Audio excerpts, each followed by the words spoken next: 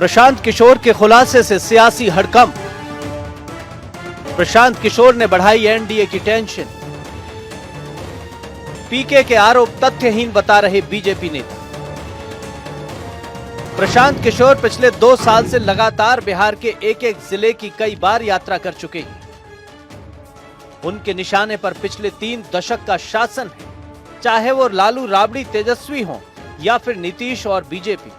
दूसरों के लिए चुनावी रणनीति बनाने वाले पीके ने खुद के लिए ऐसी सियासी रणनीति बनाई है कि बिहार के दोनों गठबंधन यही आकलन करने में लगे हैं कि प्रशांत किशोर और जनसुराज ज्यादा किसको डैमेज कर रहे हैं। दरअसल बीजेपी और बिहार में उसकी सहयोगी पार्टी जेडीयू की चिंता इस बात को लेकर है कि प्रशांत किशोर जो मुद्दे उठा रहे हैं वो मुख्य विपक्षी पार्टी को उठाने चाहिए। चिंता का विषय ये भी है कि पीके एनडीए के कोर वोट बैंक में भी सेंधमारी करते नजर आ रहे हैं। ऐसा होता है तो जाहिर तौर पर एनडीए की ही चुनावी संभावनाओं को नुकसान पहुंचेगा। पिछले कुछ महीनों से प्रशांत किशोर बिहार बीजेपी के प्रमुख नेताओं और मंत्रियों को भ्रष्टाचार से संबंधित अलग अलग मुद्दों पर घेर रहे हैं। बिहार बीजेपी के प्रदेश अध्यक्ष दिलीप जायसवाल के मेडिकल कॉलेज का मुद्दा उठाने के साथ ही पीके इसमें स्वास्थ्य मंत्री मंगल पांडे को भी लपेट चुके हैं। पीके बिहार सरकार में बीजेपी कोटे से डिप्टी सीएम सम्राट चौधरी की शैक्षणिक योग्यता पर भी सवाल उठा चुके हैं। बिहार बीजेपी के पूर्व अध्यक्ष संजय जायसवाल को पेट्रोल पंप के मालिकाना हक मामले में पीके घेर चुके हैं। प्रशांत किशोर ने एक एक करके डिप्टी सीएम सम्राट चौधरी, मंत्री मंगल पांडे, मंत्री अशोक चौधरी और बीजेपी सांसद संजय जायसवाल को भ्रष्टाचार के कई मामलों में शामिल होने का आरोप लगाया। प्रशांत किशोर ने सबसे पहले मंत्री मंगल पांडे की पत्नी उर्मिला पांडे के अकाउंट में साल 2019 और 2020 में 2 करोड़ 12 लाख रुपए जमा होने पर सवाल उठाए। इसके बाद पीके ने डिप्टी सीएम सम्राट चौधरी को घेरते हुए उन्हें नाम बदलने का विशेषज्ञ बताया। कहा कि इनका नाम राकेश कुमार था, जो बाद में राकेश कुमार और सम्राट चौधरी है, लेकिन इनका पहला नाम सम्राट कुमार मौर्य है। साल 1998 में कांग्रेस नेता सदानंद सिंह की बम मारकर हत्या करने का आरोप है। इनको नाबालिग बताकर 6 महीने में जेल से निकाला गया। जेडीयू नेता अशोक चौधरी पर भी बरसे पीके बोले, नीतीश कुमार के दाहिने हाथ अशोक चौधरी बिहार के भ्रष्टतम नेता हैं। 2021 में अपने पीए के नाम पर पटना के विक्रम में 23 कट्ठा बेमानी जमीन खरीदकर अपनी बेटी के नाम करवा दी।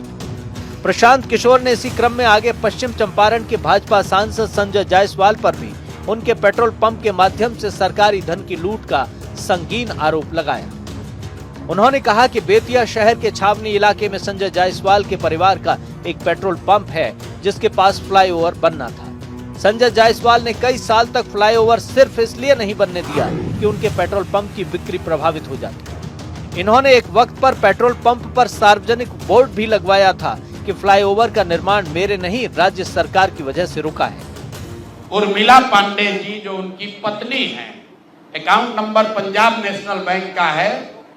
इस अकाउंट में ये कह रहे हैं कि हमारे पास पैसा नहीं है। 2.25 करोड़ रुपया, 2.25 करोड़ रुपया डेट वाइज इनके पत्नी के अकाउंट में जारी जमा किया गया है, जिसका कोई प्रमाण नहीं है कि पैसा आया कहां से।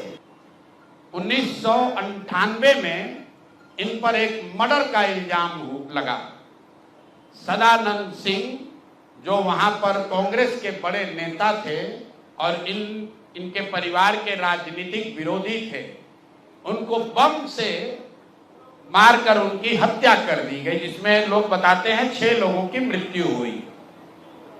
उस केस में आज के सम्राट चौधरी और तब के सम्राट कुमार मौर्य एक्यूज्ड थे।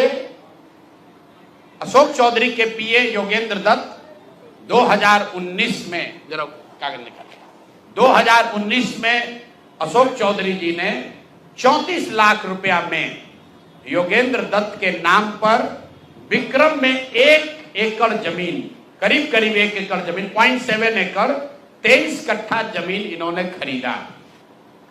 2 बरस के बाद दत्त साहब ने वो जमीन ट्रांसफर रजिस्ट्री कर दिया अशोक चौधरी के बेटी और अभी के सांसद सांबवी चौधरी के नाम पर। इनका पूरा कच्चा चिट्ठा जरा देख लीजिए चिट्ठी। इनका एक पेट्रोल पंप है, इनके माताजी के नाम पर बेतिया में। तो हमने कहा कि बेतिया में जब हम पदयात्रा कर रहे थे तो लोगों ने कहा कि 10 वर्षों तक ये भाई साहब वहां एक फ्लाईओवर नेशनल हाईवे का था, वो बनने नहीं दे रहे थे क्योंकि उससे इनका पेट्रोल पंप का बिक्री कम हो जाता। पीके लगातार आम जनता के बीच पहुंचकर भ्रष्टाचार, बेरोजगारी, शिक्षा, पलायन और भाई भतीजावाद जैसे मुद्दे उठा रहे हैं।